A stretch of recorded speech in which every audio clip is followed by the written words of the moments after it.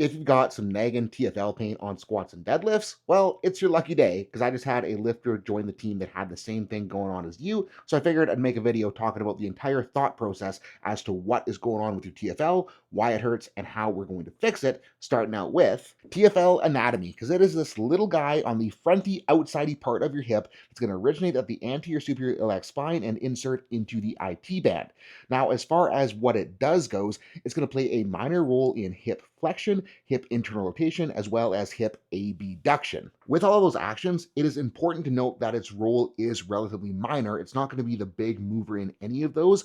And when the TFL is getting pissed off, it's usually because it's fighting for its life to make up for something else that isn't quite doing its job well. And when we are dealing with pain in any body part, I am always a huge fan of doing work for that body part in order to build up its capacity and desensitize it to tension. But because the TFL's role should be so minor during a squat and deadlift, I really do want to look at what the other stuff is doing in order to bring that up so the TFL doesn't have to work as hard. And if you're in the team, to figure out what we need to focus on, I'd have you run through my assessments. But because this is a YouTube video, we're kind of going to cover everything because it all sort of goes together. We're going to start out with internal rotation access because if you're a powerlifter, spending some time in a 90-90 will not be bad for you regardless.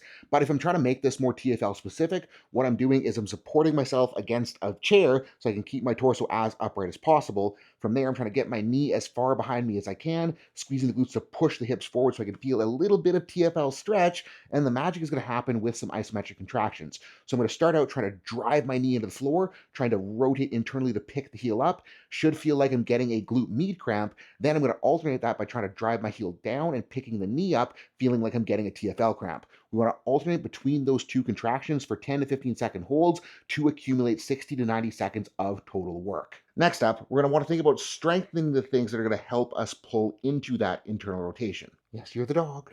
You're the dog, Cooper. And when we're dealing with TFL junk, it's usually the anterior adductors, the pectineus, and the adductor brevis that aren't doing their job quite as well as we want. And starting out with a knee-supported Copenhagen plank can be a really good way to get those guys to come up. But if we want to make this more specific to the rotational aspect of the hip, what we can do is keeping the leg straight. We can try to rotate around the hip and pull ourselves back around. And it should feel like you're getting like a really nasty adductor cramp as I am now when I'm spinning around my hip. When that starts to feel easy, you can go to the ankle to make the leverage gnarlier, put your foot on something higher, and start doing Copenhagen dips where we're going into adduction, pulling up to the top, and trying to finish with a little bit of hip internal rotation.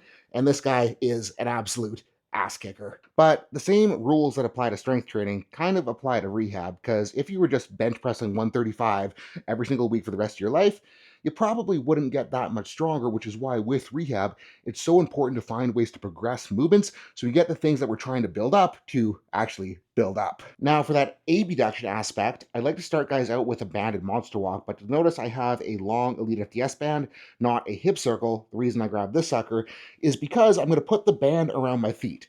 The reason it's important to have the band around my feet, not around my knees, is if the band's around my knees, I'm going to be leading with hip external rotation, but because we're trying to get the glute med and TFL to kick on, it's important that as we're sidestepping, we're leading with the foot, pushing the foot out first, so we're getting IR plus that abduction, and I don't have a lot of room here, so I'm just going to go back and forth, but the goal is foot out first, follow with knee, and it should feel like you're getting a lot of work through the glute med and a little bit through that TFL. What I get guys to do here is 2 to 3 sets until they feel like they have a massive side ass pump.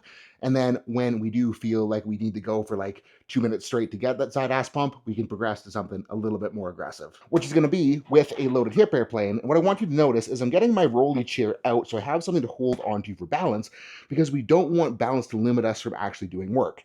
Now, this rolly chair isn't going to be very stable, so you want to grab something more solid than this, but a power rack upright, incline bench, any of those can work. And all we're going to do is lower down like we're doing a single leg RDL as I kick the chair behind me. We're going to try to let the dumbbell drop down across the foot, accessing a little bit of IR, getting a stretch to the lateral hip.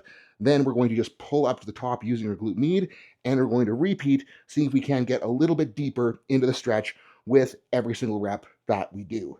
And every time I tell someone to stabilize the unilateral work, they always come back with, but I need to work on my balance and stability. But the thing is that if we can progress with loading with stability, it's going to open the door to being able to do better without load, without stability. So just stabilize and load it and push them relatively heavy. And don't mind the laundry room or the disassembled old wooden deadlift platform because we're over here on the cable tower, since the last thing we need to touch on is hip flexor strengthening.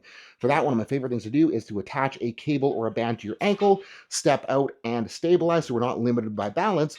We're going to let it pull us into a little bit of a hip extension stretch. Then our goal is to set our brace, get a little bit of posterior pelvic tilt, then pull knee up towards the chest. And if we're trying to do this for psoas, for iliacus, for the anterior adductors, we want to make sure we're feeling it more on the inside of the leg rather than the outside. And that will ensure that the hip flexors are doing their job so the TFL has freedom to do its thing.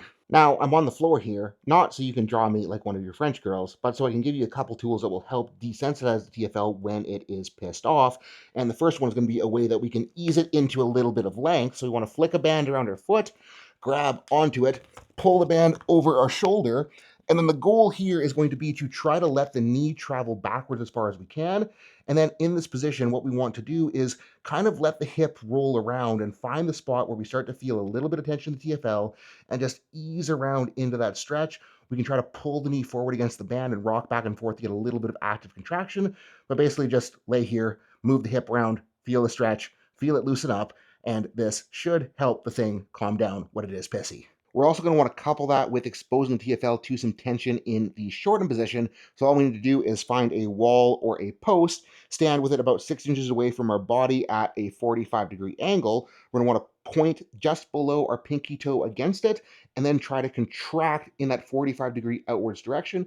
And we should feel like we're able to put some tension directly into that TFL. And with that isometric and the stretch being pretty low grade stimuluses for the TFL, plus with the TFL not being a muscle that we need to make super strong, I'm not super worried about progressing those in the long term. But in the short term, I want to run them 2 to 3 times a day, every single day until symptoms start to clear up.